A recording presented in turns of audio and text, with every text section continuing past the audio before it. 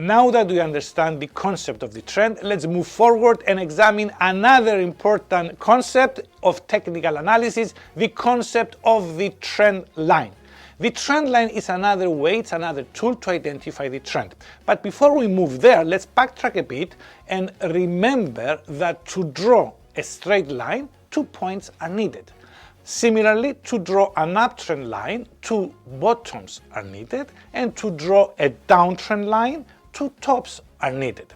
Now, when 2 points define a trend line, then we call that trend line a tentative trend line, where when a third point is in place, then we call that trend line a valid trend line. Now, I'm sure you will agree with me that when 3 points define a trend line, a valid trend line, we feel more confident. We feel more confident that when prices reach that trend line once more, they will bounce up or rebound back from a downtrend line. So, this is very important to understand.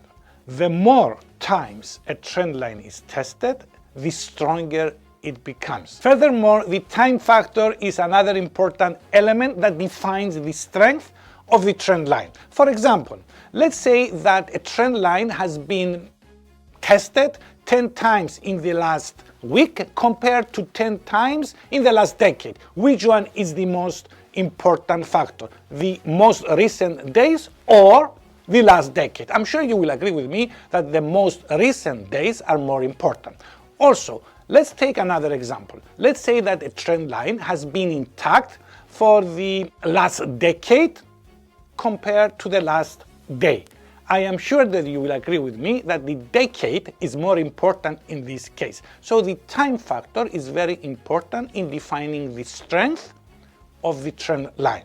Now, theory has it that when a strong trend line is violated, the reversal will be more worthwhile. What I'm trying to say is that a violation of a strong trend line will imply a very important and strong reversal to the opposite direction. And that's where we want to be in. Never forget that. Hi guys, don't forget to subscribe and press the bell to keep up with new videos.